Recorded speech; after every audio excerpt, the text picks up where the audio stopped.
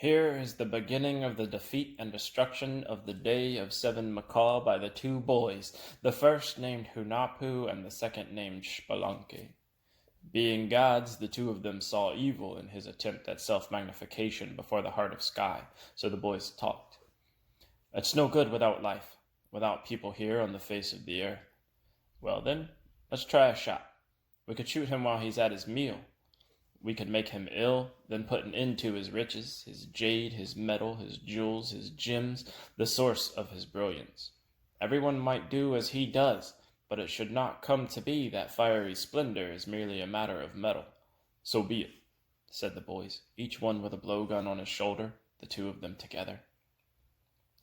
And this Seven Macaw has two sons. The first of these is Zipacna, the second is the earthquake, and Chimolmont is the name of their mother, the wife of Seven Macaw. And this is Zipacna. This is the one to build up the great mountains, fireplace, Hunahpu, cave by the water, Shkanu, Makamum, Hulitsnam, as the names of the mountains that were there at the dawn are spoken. They were brought forth by Zipacna in a single night. And now this is the earthquake. The mountains are moved by him. The mountains, small and great, are softened by him. The sons of Seven Macaw did this just as a means of self-magnification. Here am I am the sun, said Seven Macaw. Here am I am the maker of the earth, said Zipacna. As for me, I bring down the sky, I make an avalanche of all the earth, said Earthquake. The sons of Seven Macaw are alike, and like him, they got their greatness from their father. And the two boys saw evil in this, since our first mother and father could not yet be made. Therefore deaths and disappearances were planned by the two boys. And here is the shooting of Seven Macaw by the two boys.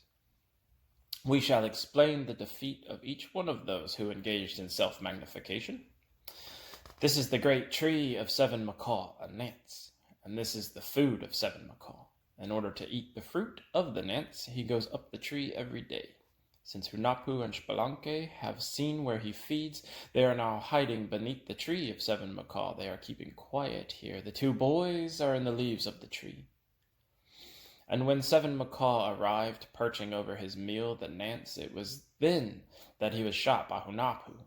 The blowgun shot went right to his jaw, breaking his mouth. Then he went up over the tree and fell flat on the ground. Suddenly Hunahpu appeared, running. He set out to grab him, but actually it was the arm of Hunahpu that was seized by Seven Macaw. He yanked it straight back. He bent it back at the shoulder. Then Seven Macaw tore it right out of Hunahpu. Even so, the boys did well. The first round was not their defeat by Seven Macaw. And when Seven Macaw had taken the arm of Hunahpu, he went home. Holding his jaw very carefully, he arrived. What have you got there? Said Chimolmont, the wife of Seven Macaw. What is it but those two tricksters? They've shot me. They've dislocated my jaw. All my teeth are just loose. Now they ache. But once what I've got is over the fire, hanging there, dangling over the fire, then they can just come and get it. They're real tricksters, said Seven Macaw. Then he hung up the arm of Hunahpu. Meanwhile, Hunahpu and Spelunky were thinking. And then they invoked a grandfather, a truly white-haired grandfather, and a grandmother, a truly humble grandmother, just bent-over elderly people. Great White Peccary is the name of the grandfather, and Great White Coati is the name of the grandmother. The boys said to the grandmother and grandfather, Please, travel with us when we go to get our arm from Seven Macaw. We'll just follow right behind you. You'll tell him, Do forgive us, our grandchildren, who travel with us. Their mother and father are dead, and so they follow along there behind us. Perhaps we should give them away, since all we do is pull worms out of teeth. So we'll seem like children to Seven Macaw, even though we're giving you the instructions, the two boys told them. Very well, they replied. After that, they approached the place where Seven Macaw was in front of his home. When the grandmother and grandfather passed by, the two boys were romping along behind them. When they passed below the Lord's house, Seven Macaw was yelling his mouth off because his teeth And when Seven Macaw saw the grandmother and grandfather traveling with them, "Where are you headed, our grandfather?" said the Lord. "We're just making our living, your lordship," they replied. "Where are you working for a living? Aren't those your children traveling with you?" "No, they're not, your lordship. They're our grandchildren, our descendants, but it is nevertheless we who take pity on them. The bit of food they get is the portion we give them, your lordship," replied the grandmother and grandfather. "Since the Lord is getting done in by the pain in his teeth, it is only with great effort that he speaks again. I implore you, take pity on me." "What sweets can you make? What poisons can you cure?" said the Lord. "We just pull the worms out of teeth, and we just cure eyes. We just set bones, your lordship," they replied. "Very well. Please cure my teeth. They really ache every day. It's insufferable. I get no sleep because of them. And my eyes? They just shot me, those two tricksters. Ever since it started, I haven't eaten because of it. Therefore, take pity on me. Perhaps it's because my teeth are loose now." "Very well, your lordship. It's a worm, gnawing at the bone. It's merely a matter of putting in a replacement and taking the teeth out, sir." "But perhaps it's not good for my teeth to come out, since I am, after all, a lord. My finery is in my teeth and my eyes." "But then we'll put in a replacement. Ground bone will be put back in. And this is the ground bone. It's only white corn." "Very well, yank them out. Give me some help here," he replied. And when the teeth of Seven Macaw came out, it was only white corn that went in as a replacement for his teeth, just a coating shining white, that corn in his mouth. His face fell at once. He no longer looked like a lord. The last of his teeth came out, the jewels that had stood out blew from his mouth. And when the eyes of Seven Macaw were cured, he was plucked around the eyes. The last of his metal came off. Still, he felt no pain. He just looked on while the last of his greatness left him. It was just as Hunahpu and Spelunky had intended. And when Seven Macaw died, Hunahpu got back his arm, and Chimolmot, the wife of Seven Macaw, also died. Such was the loss of the riches of Seven Macaw. Only the doctors got the jewels and gems that had made him arrogant here on the face of the earth. The genius of the grandmother and the genius of the grandfather did its work when they took back their arm. It was implanted, and the break got well. Just as they had wished the death of Seven Macaw, so they brought it about. They had seen evil in his self-magnification. After this, the two boys went on again. What they did was simply the word of the heart of sky. And here are the deeds of Zipacna, the first son of Seven Macaw. "I am the maker of mountains," says Zipacna. "And this is Zipacna bathing on the shore." Then the 400 boys passed by, dragging a log, a post for their hut. The 400 boys were walking along, having cut a great tree for the lintel of their hut. And then Zipacna went there. He arrived where the 400 boys were. "What are you doing, boys?" "It's just this log. We can't lift it up to carry it." "I'll carry it." "Where does it go?" "What do you intend to use it for?" "It's just a lintel for our hut."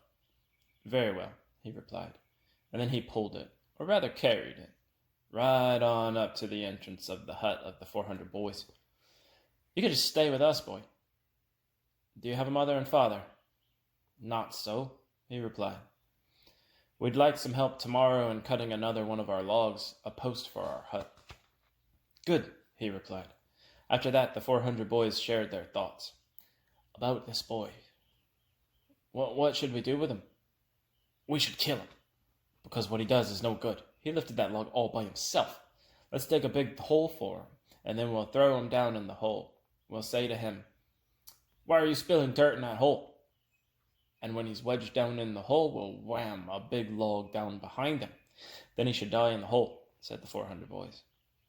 And when they had dug a hole, one that went deep, they called for Zipacna. "We're asking you to please go on digging out the dirt." "We can't go on," he was told. "Very well," he replied. After that, he went down in the hole. "Call out, when enough dirt has been dug when you're getting down deep, he was told. Yes, he replied. Then he began digging the hole. The only hole he dug was for his own salvation.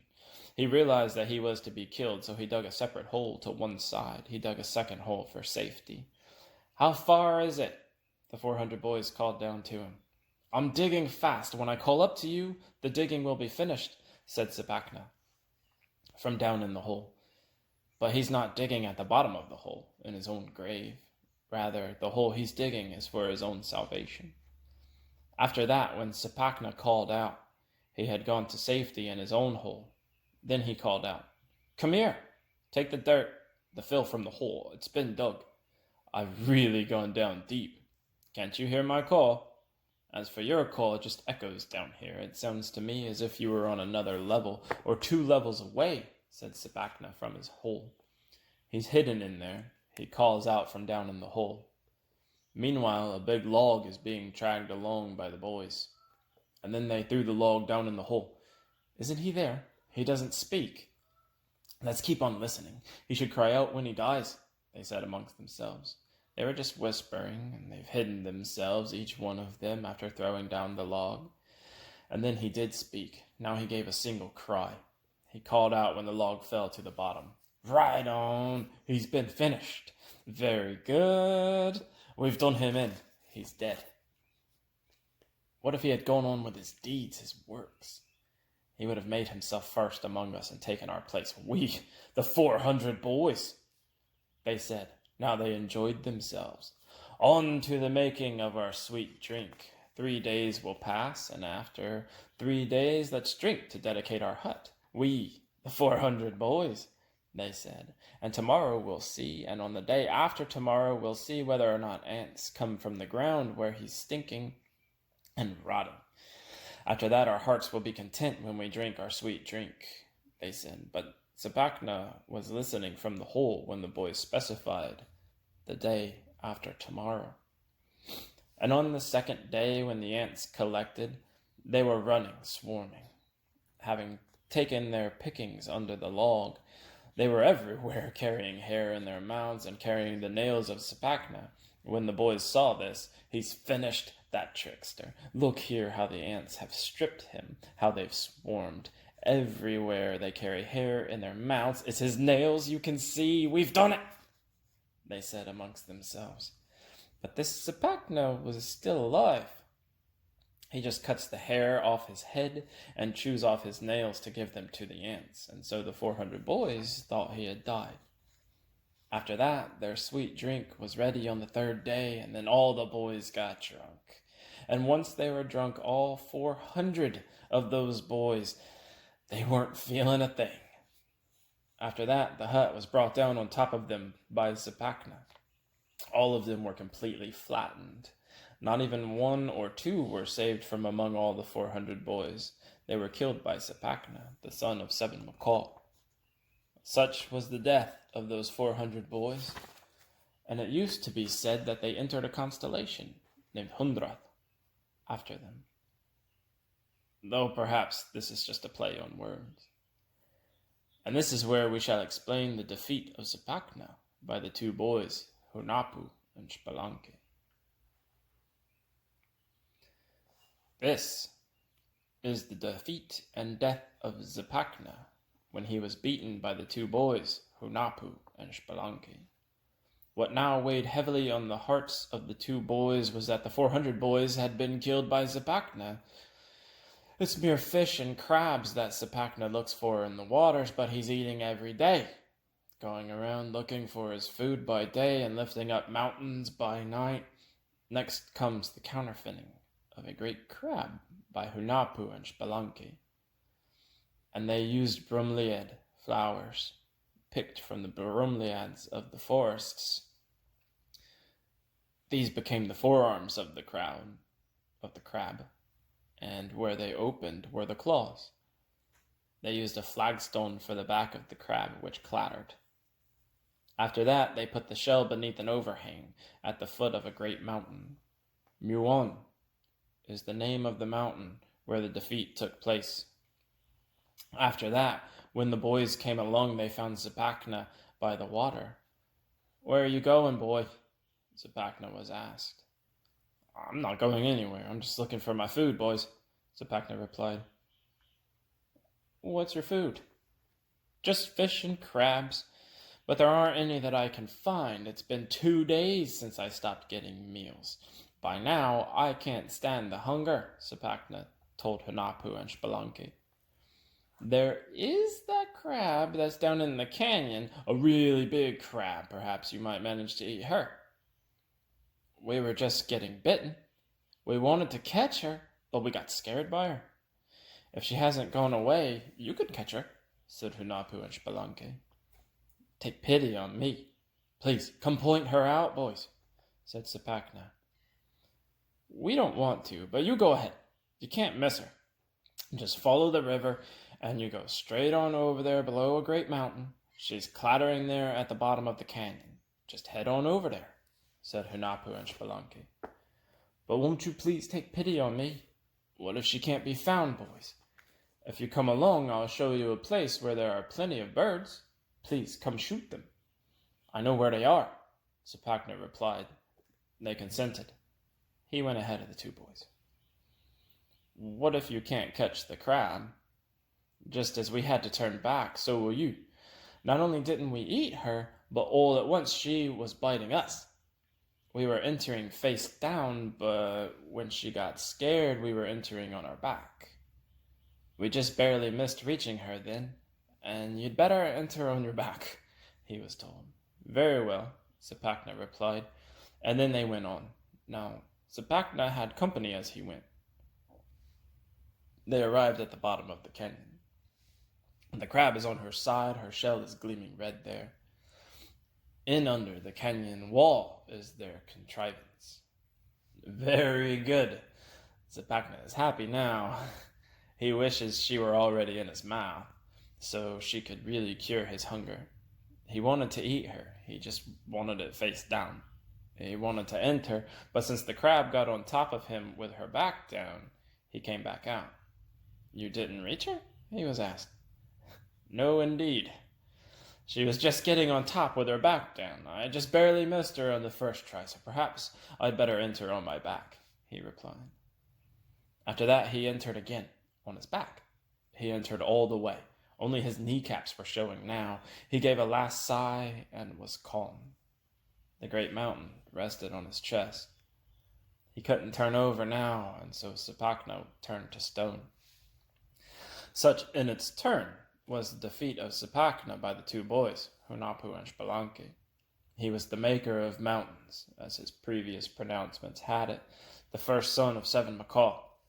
He was defeated beneath the great mountain called Muan, defeated by genius alone. He was the second to magnify himself, and now we shall speak what is spoken of another. And the third to magnify himself is the second son of Seven Macaw, named Earthquake.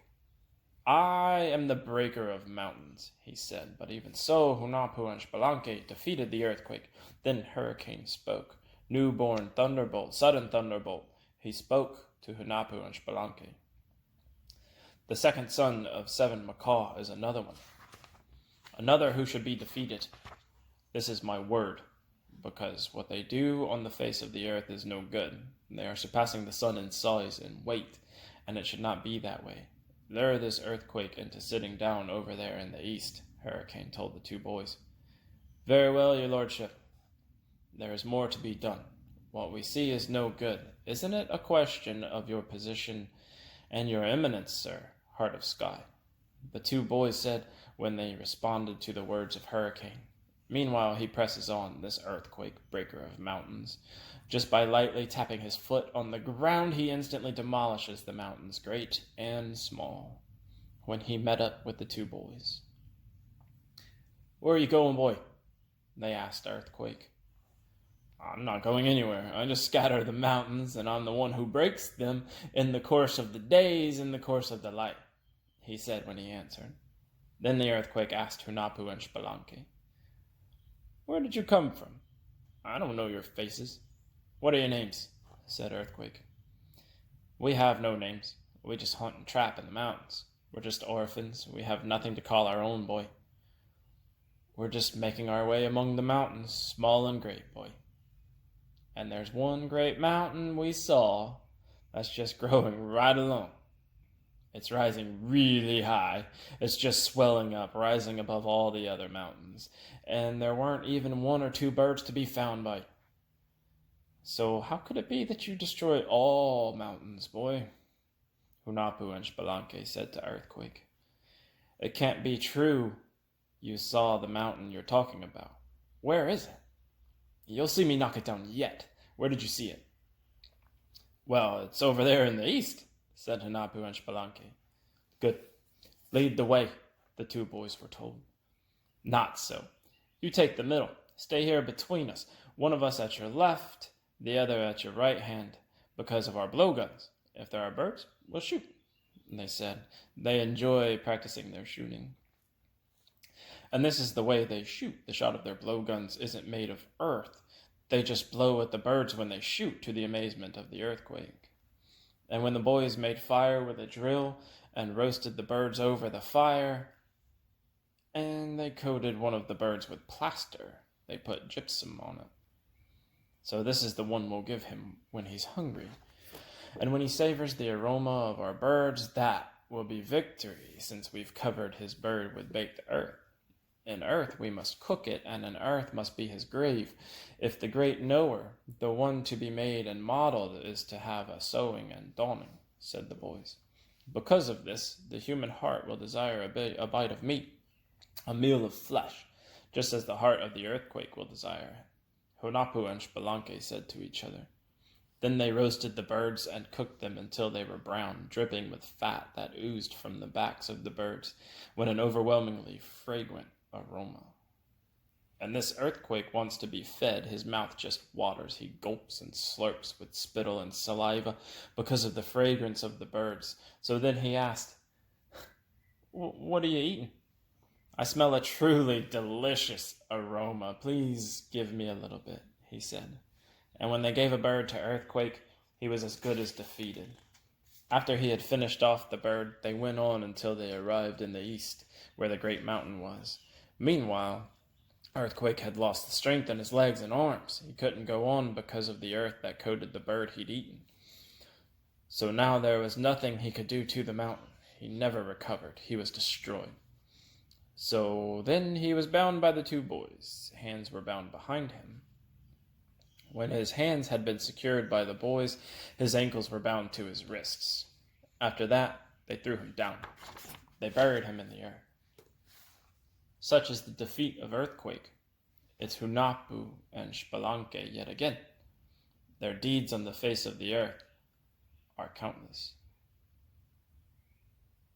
And now we shall explain the birth of Hunahpu and Spelunky, having first explained the defeat of Seven Macaw along with Zipacna and Earthquake, here on the face of the earth.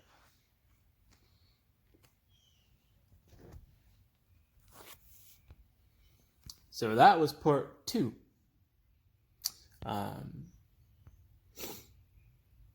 It seems to be pretty much, it's a time before humans still, because all the other attempts to make the humans from part 1 failed and all that. But you had these people, these things, I guess, not humans necessarily, but not gods either.